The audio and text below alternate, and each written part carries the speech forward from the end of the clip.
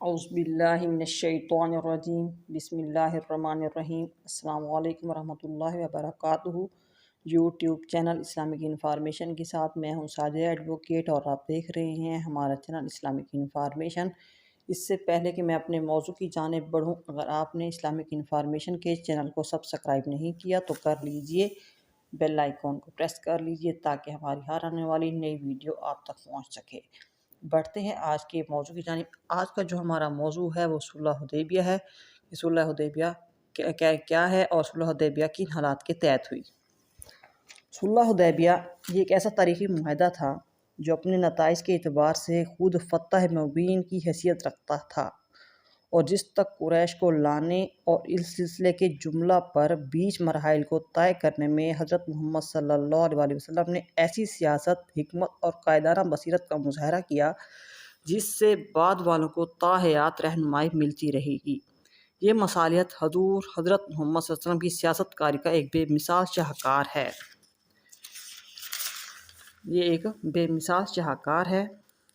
صلح حدیبیہ یہ کفار مکہ اور مسلمانوں کے درمیان ایک معاہدہ ہے۔ مسلمانوں کو مکہ چھوڑے ہوئے 6 برس گزر چکے تھے۔ مکہ ان کا قدیم اور محبوب وطن تھا جس کی یاد ہر وقت ان کے کلیجے میں کھٹکتی رہتی تھی۔ چنانچہ صحابہ کرام کی اس شوق اور ادائے عمرہ کی غرض سے 4 ہجری ذی القعدہ میں حضرت محمد صلی اللہ علیہ وسلم نے عمرہ کا ارادہ فرمایا۔ آپ کے ساتھ 400 اصحابہ تھے، اس خیال سے کہ اہل مکہ کو جنگ کا شبہ نہ ہو جائے۔ آپ نے مدینہ سے ہی احرام باندھ لیا اور قربانی کے جانور ساتھ لے لیے۔ دین ابراہیمی کے تحت کسی بھی شخص کو خانہ کعبہ کی زیارت سے نہیں روکا جا سکتا تھا، اور خود عرب میں یہ دستور تھا کہ حرم میں تمام لڑائیاں بند ہو جاتی تھیں اور قبائل عرب دور دور سے سفر کر کے آتے اور قبلہ گاہ عام پر عبادت و عقیدت کے پھول نچھاور کرتے۔ اس وجہ سے حضرت محمد صلی اللہ علیہ وسلم نے عمرہ کا قصد فرمایا اور مسلمانوں کو حکم دے دیا کہ کوئی شخص ہتھیار باندھ کر نہ چلے، صرف تلوار ساتھ ہو اور وہ بھی نیام کے اندر رہے۔ مکہ کے قریب پہنچ کر آپ نے احتیاطاً ایک خزائی کو مکہ کے حالات دریافت کرنے کے لیے بھیجا۔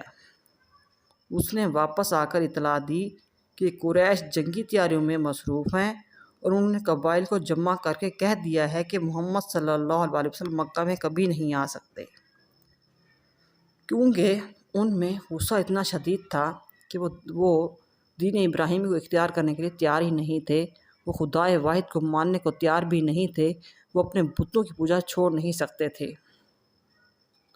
قریش نے خالد بن ولید کی قیادت میں 200 سواروں کا ایک دستہ مسلمانوں کا راستہ روکنے کے لیے روانہ فرمایا۔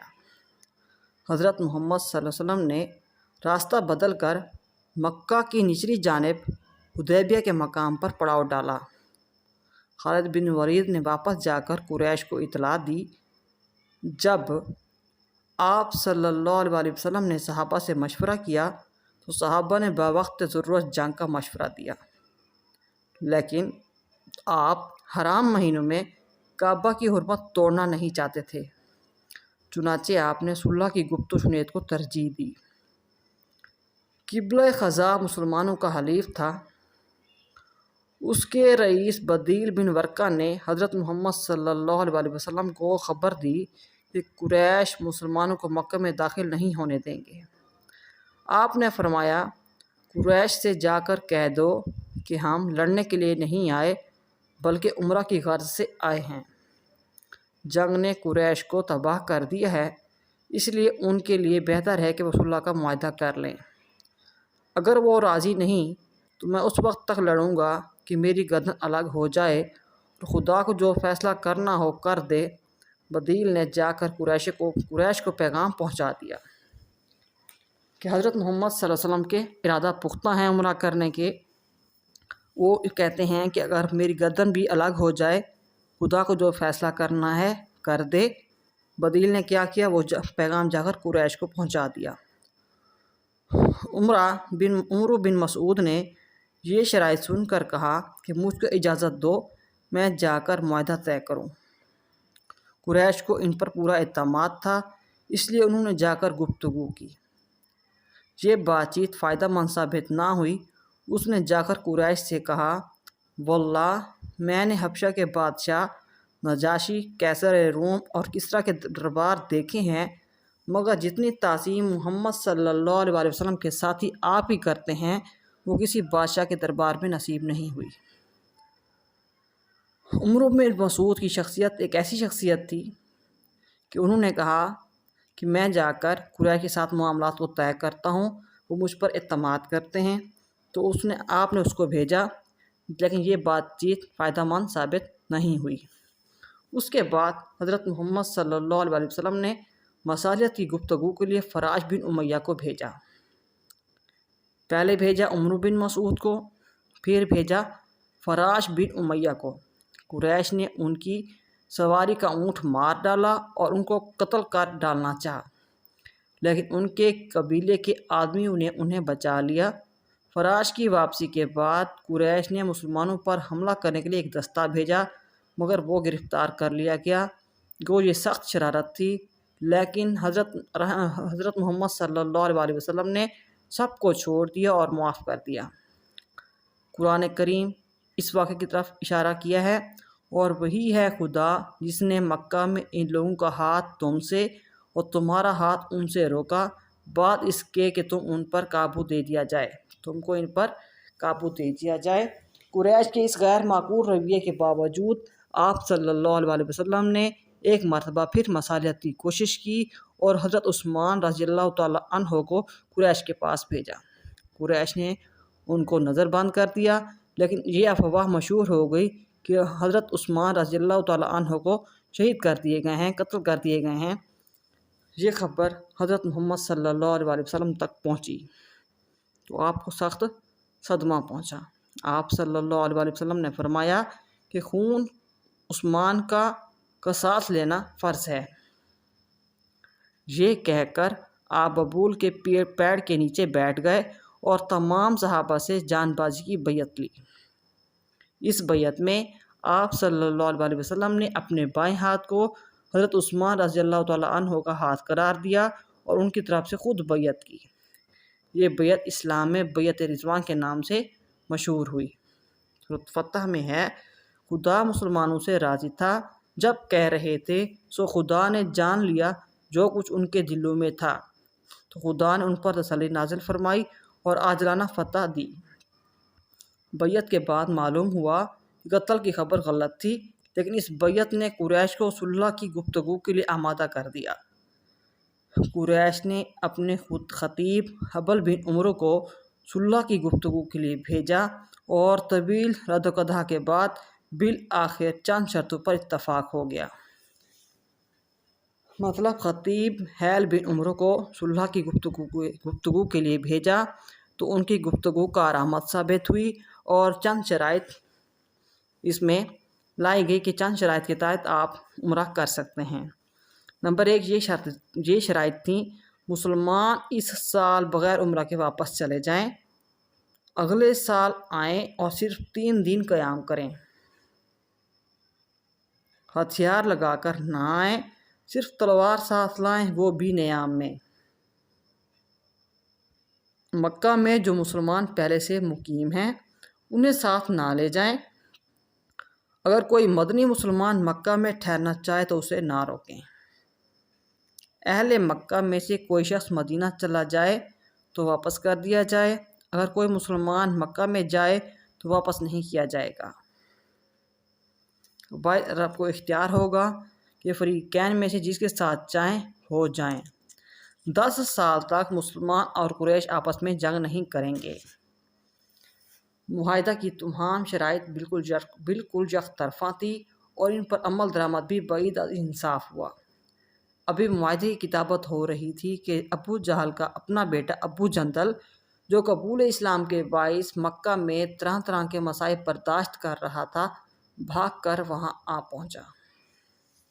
کیا ہوا کہ جہل کا بیٹا ابو جندل، جو قبول اسلام کے باعث مکہ میں طرح طرح کے مصائب برداشت کر رہا تھا، بھاگ کر وہاں پہنچا۔ انہیں دیکھ کر باپ نے کہا کہ پابندی عہد کا یہ پہلا موقع ہے۔ آپ صلی اللہ علیہ وسلم نے فرمایا کہ ابھی معاہدے پر دستخط نہیں ہوئے، اس لیے ابو جندل کو ہمارے ساتھ جانے دو، لیکن اس نے صلح ختم کرنے کی دھمکی دے دی۔ آپ صلی اللہ علیہ وسلم نے مجبور ہو کر ابو جندل کو حوالے کر دیا۔ صحابہ کرام ابو جندل کی حالت زار دیکھ کر اور ان کی داد انگیز فریاد سن کر تڑپ اٹھے، لیکن حضرت محمد صلی اللہ علیہ وسلم نے انہیں صبر کی تلقین کی اور فرمایا کہ اللہ ضرور کوئی صورت نکالے گا۔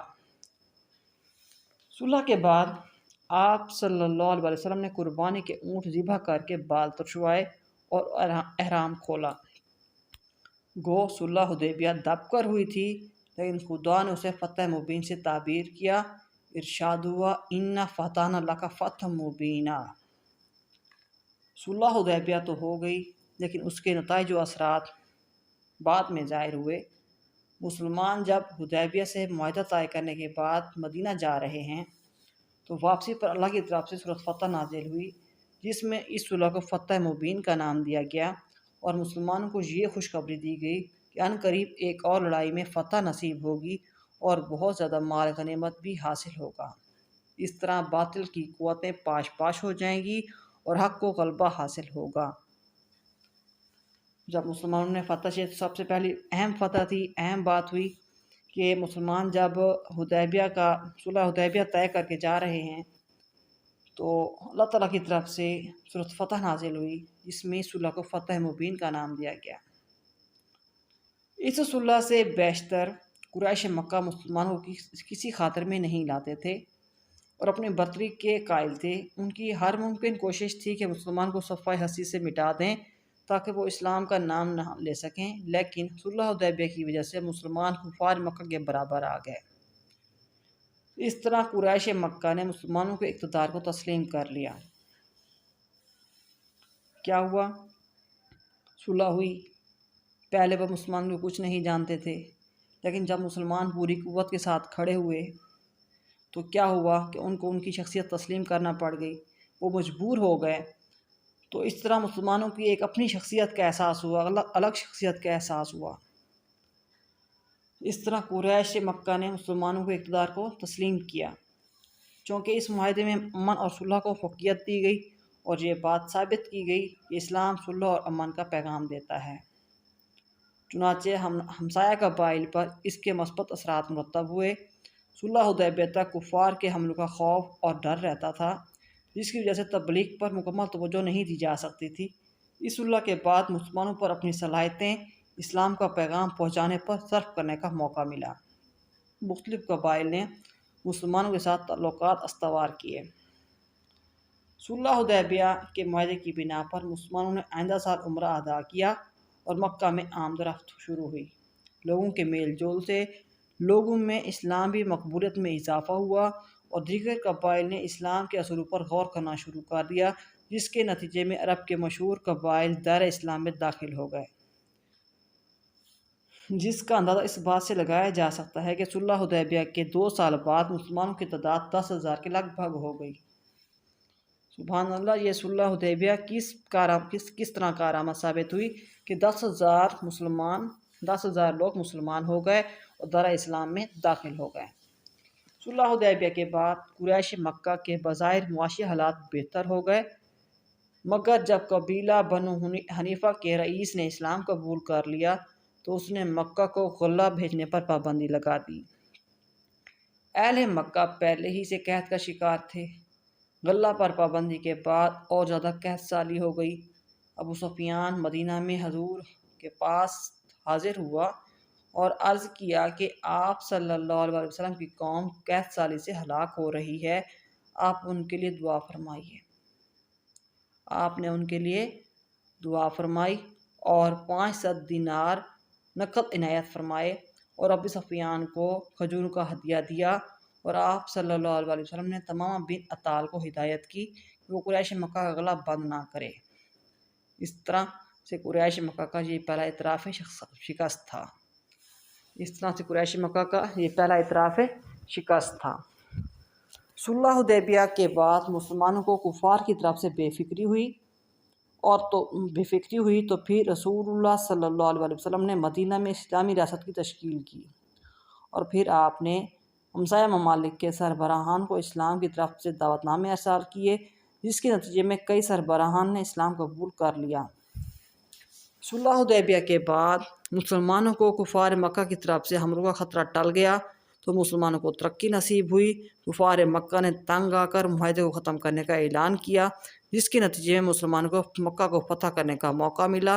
اس طرح صلح حدیبیہ فتح مکہ کا پیشی خیمہ بنی۔ تمام مسلمان جس چیز کو شکست سمجھتے تھے، خدا نے اس کو فتح کیا۔ حضرت محمد صلی اللہ علیہ وسلم نے حضرت عمر کو فرمایا کہ یہ آیت نازل ہوئی ہے۔ انہوں نے تعجب سے پوچھا، کیا یہ فتح ہے؟ ارشاد ہوا، ہاں۔ حضرت عمر رضی اللہ تعالیٰ عنہ کی تسکین ہو گئی اور مطمئن ہو گئے۔ گو صلح حدیبیہ بظاہر دب کر ہوئی تھی، لیکن خدا نے اسے فتح سے تعبیر کیا اور سورۃ انا فتحنا لک فتحا مبینا نازل ہوئی کہ نتائج کے اعتبار سے یہ صلح در حقیقت فتح کا دیباچہ تھی۔ قریش کا اس صلح پر آمادہ ہو جانا اسلامی سیاست خارجہ کی ایک واقعی فتح مبین تھی، جس کے باعث فوری خطرات سے نجات ملنے پر انہوں نے آزادی کے ساتھ 3 ہی سال میں پرامن ذرائع سے اپنی مملکت کو تقریباً 10 گنا پھیلا کر پورے جزیرہ عرب کو اپنی متی بنا لیا۔ یہی وہ صلح حدیبیہ ہے جسے عہد نبوی کی سیاست کا خارجہ کا شاہکار کہنا چاہیے۔ کیا کہنا چاہیے؟ شاہکار کہنا چاہیے۔ اس ویڈیو میں فی الحال اتنا ہی۔ نیکسٹ ویڈیو میں ملیں گے، تب تک کے لیے السلام علیکم ورحمۃ اللہ وبرکاتہ۔